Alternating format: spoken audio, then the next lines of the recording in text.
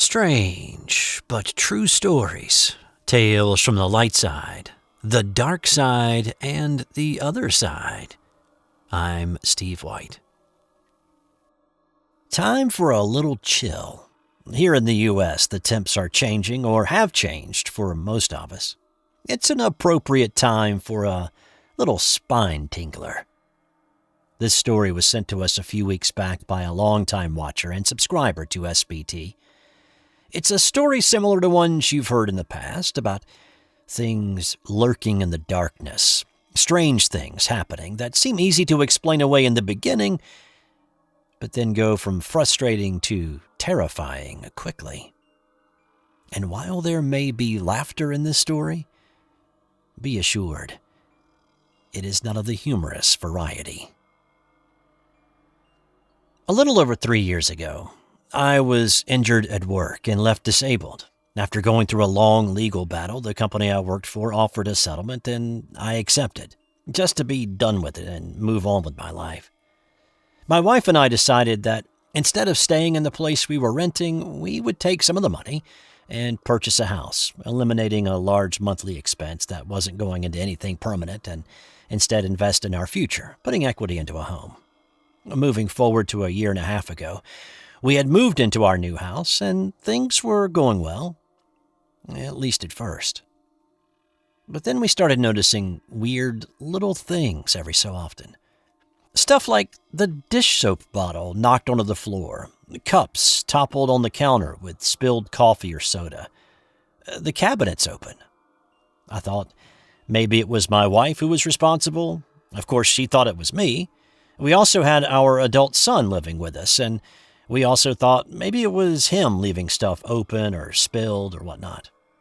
We all let it be for a little bit, but after a few months of this, I finally lost my good humor, and I asked him, "Why do you keep making a mess and leaving it?" Well, he gave me a strange look and denied it vehemently.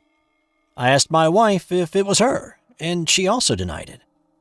In fact, they both thought it was me since I couldn't bend down to clean stuff up anymore. So we all agreed that if any of us noticed anything else weird, we would just say something to the others. Well, a few days later, I was home alone and I jumped into the shower. After a few minutes, I heard a strange bumping noise. I assumed it was the dog or maybe the cat messing around. I got out of the shower and started to hear a scratching sound on the bathroom door. Was that the cat? We had declawed the cat, so I was wondering how the cat was making that sound. But I dismissed it. After finishing in the bathroom, I opened the door and I saw our pull-down attic ladder had dropped down in the middle of the hallway. Again, I was alone in the house. My wife was at work and my son was out. And then I saw the scratch marks on the bathroom door halfway up the door, about 3 feet off the ground. The cat wouldn't have been able to get up that high without jumping, and again, it was declawed. The dog was asleep on the couch in the living room, and we have a baby gate at the entrance to keep him there and not free range. I went to the attic ladder to put it back in place. Before I did, though, I looked up into the attic. And there in the attic, staring down at me, was a dark figure. After a moment, it disappeared. Well, that freaked me out a bit, but I managed to fold up the ladder and put the attic door back in place.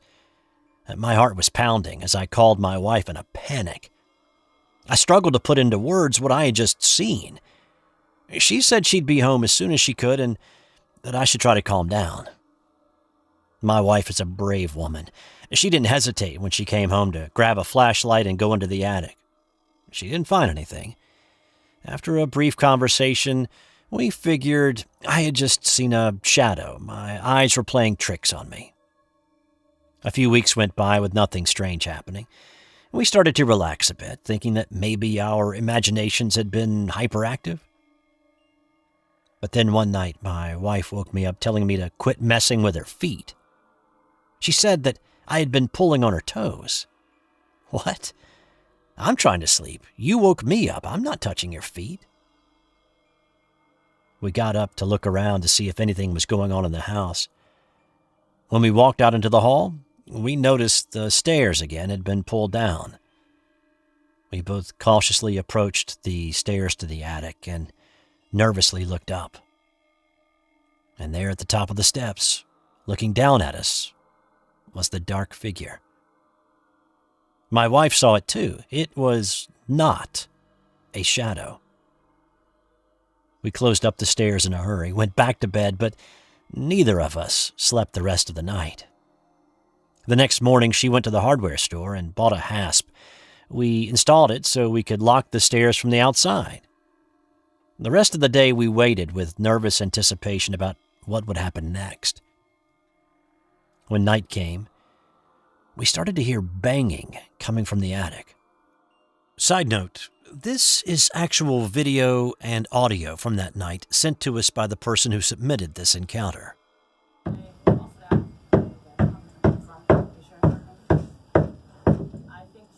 These were not like normal house settling noises. It was as if something was rage banging on the floor. Each night for a week or so, after installing the hasp, we heard this rage banging. We were at a loss about what we could do. Out of desperation, I called a friend of the family who was a priest. I explained the situation, told him about all the weird things that we had seen and heard, but I didn't get the feeling that he really believed me. He agreed to come to the house to just talk and have dinner, though. So the night he came over, after dinner we were all just sitting in the living room, and the banging from the attic started again. He looked at the ceiling while it was going on. It was just as we had described it to him. He had a look of disbelief, and he wanted to see for himself what was going on. Surely there was a logical explanation. Well, he and my wife decided to check out the attic. My wife unlocked the hasp, and he pulled down the steps. At that moment, we all heard this chilling laughter echo throughout the entire house. He slammed the attic door, my wife locked the hasp back, and he stepped out to his car for a moment. We were all shaken by this demonic laughter. I had never heard anything like it. None of us had. I was wondering if our priest friend was just going to hop in his car and take off without saying anything to us. But instead, he had gone out to his car to make a call to an elder priest. When he came back into the house, he said this more experienced priest was on the way to our house now and assured us everything will be okay, just wait a few minutes. When the older priest arrived, we invited him in and listened as our friend explained that we indeed did have something in our home, an entity of some sort. The two priests went room to room, performing what I could only call some form of exorcism in Latin. They sprinkled holy water as they went along. When the entire house was done, they said they were going to go to the attic now, and that we should close and lock the stairs behind them and not open it until they said it was okay, to which we complied. About 20 minutes went by. We could hear the priests walking around in the attic, but nothing else. Then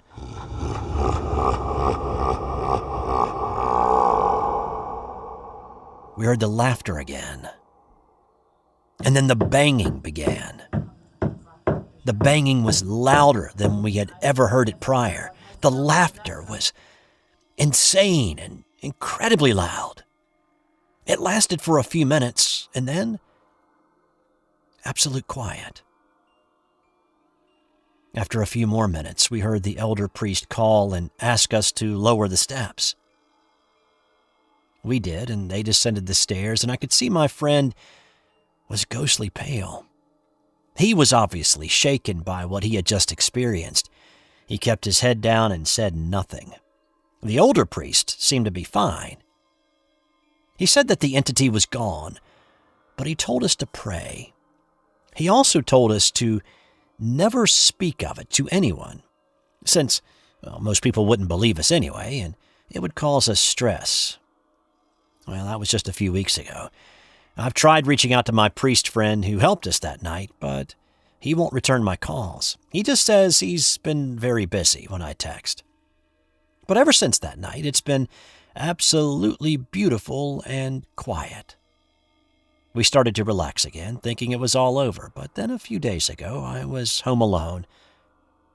Some motion caught my eye, and I looked over to see a chair of ours rocking by itself.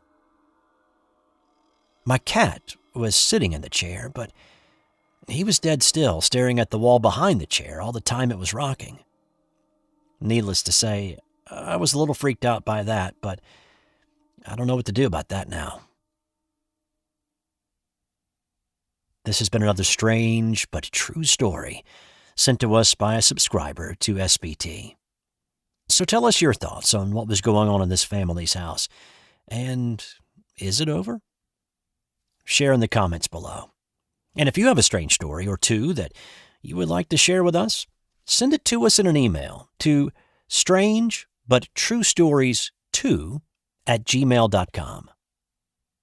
Subscribe if you haven't already, and sign up for notifications so you know when the next video appears on our channel.